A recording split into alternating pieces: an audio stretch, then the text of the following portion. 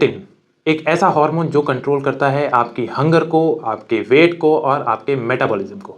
आपने अक्सर कई लोगों को कहते सुना होगा कि कम खाना खाने के बावजूद भी वजन कम नहीं हो रहा।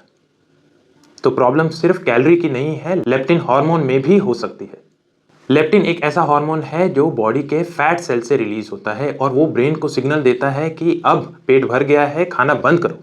और लेप्टिन ब्रेन में जाकर हाइपोथैलेमस पर एक्ट करता है जो हमारे एनर्जी एक्सपेंडिचर, एपेटाइट कंट्रोल और मेटाबॉलिज्म रेगुलेशन पर एक्ट करता है। तो जब तक लेप्टिन सही रहता है, हमारा वेट कंट्रोल में रहता है। और ओबेसिटी में रियल प्रॉब्लम लेप्टिन की कमी नहीं होती, लेप्टिन रेजिस्टेंस होती है। इसमें लेप्टिन का लेवल तो हाई रहता है लेकिन ब्रेन उसकी सुनता नहीं, तो रिजल्ट होता है constant hunger, sugar craving, slow metabolism और फैट सेल इंक्रीज होना। और इसमें स्लीप का भी लेप्टिन लेवल पर बहुत इंपॉर्टेंट असर होता है। सिर्फ 1 से 2 दिन की पुअर स्लीप भी लेप्टिन लेवल्स को गिरा देती है। रिजल्ट, भूख बढ़ जाती है, मेटाबॉलिज्म स्लो हो जाता है, शुगर क्रेविंग होती है और फैट सेल्स में इंक्रीज होता है, ओबेसिटी बढ़ जाती है। इसी के साथ साथ हाईली प्रोसेस्ड फूड और शुगरी ड्रिंक्स भी लेप्टिन रेजिस्टेंस को इंक्रीज करती है।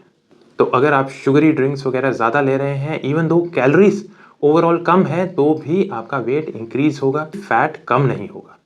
इसी के ऑपोजिट एक और हार्मोन होता है ग्रेलिन, जो हमारी भूख को बढ़ाता है और फैट स्टोरेज को इंक्रीज करता है। तो अगर आपकी पुअर स्लीप है, स्ट्रेस है, तो लेप्टिन लेवल्स कम हो जाते हैं, ग्रेलिन लेवल्स बढ़ जाते हैं, result is obesity. So how to fix leptin levels? Leptin levels को नॉर्मलाइज कैसे किया जाए? सबसे इंपॉर्टेंट है स्लीप।